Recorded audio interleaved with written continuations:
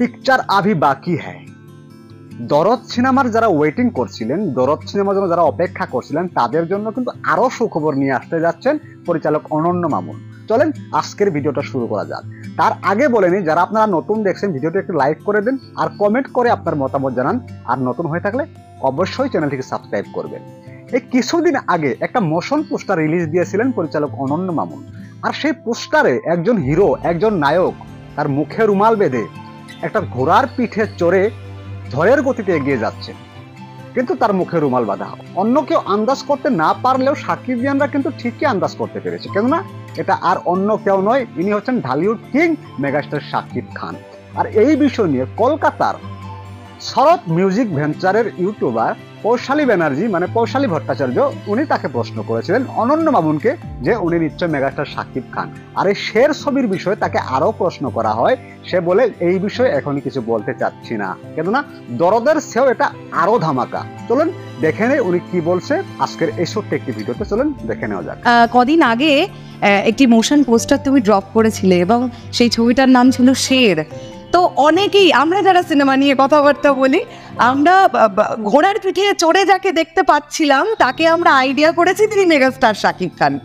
এবার তুমি কি এখন এটা নিয়ে কিছু বলবে নাকি আপাতত এটা নিয়ে আমরা কথা বলবো? আসলে যেটা তোমরা দেখেছো সেটা অনেক বড় প্রজেক্ট আছে, এইভাবে ছোটখাটো মানে পরিসরে আমি এটা বলতে চাই না, এটাকে আরো বড় পরিসরে বলতে চাই এবং অনেক বড় বড় সারপ্রাইজ আছে সে ইনশাআল্লাহ সব।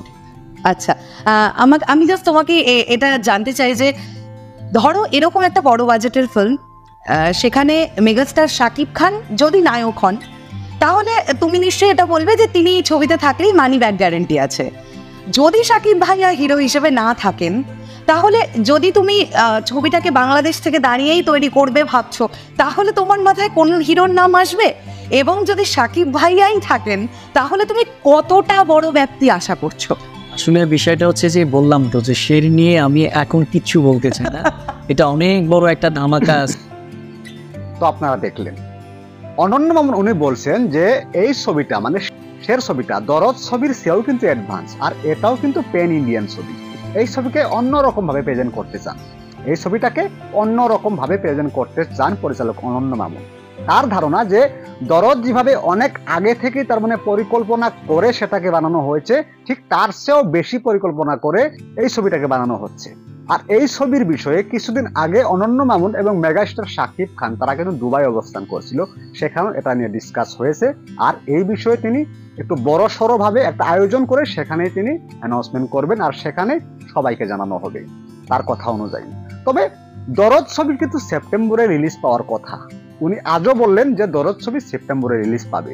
তবে যদি কোনো ধরনের বিশৃঙ্খলা সৃষ্টি না হয়, আপনারা জানেন যে বাংলাদেশ কিংবা কলকাতা দুটো জায়গায় কিন্তু আন্দোলনের একটা পূর্বাভাস বা এক আন্দোলন চলে গেছে, আর আরেকটা আন্দোলন হতে যাচ্ছে, সেটা হচ্ছে কলকাতায়। কেননা কিছুদিন আগে একটা দুর্ঘটনা হয়েছে, আর সেই দুর্ঘটনার প্রহর এখন পর্যন্ত চলছে, যার জন্য এখন পর্যন্ত তার মানে স্পষ্ট নয় যে সেপ্টেম্বরে কোন তারিখে মুক্তি পেতে পারে, এই বিষয়ে কিন্তু এখনো স্পষ্টভাবে জানায়নি।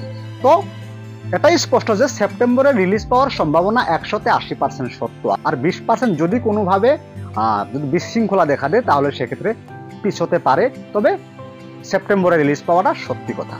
আজকের ভিডিও এই পর্যন্তই। যদি ভিডিওটি ভালো লেগে থাকে আগেই বলেছি একটু লাইক করে দিবেন আর কমেন্ট করে আপনার মূল্যবান মতামত জানান, চ্যানেলটিকে সাবস্ক্রাইব করুন। ধন্যবাদ।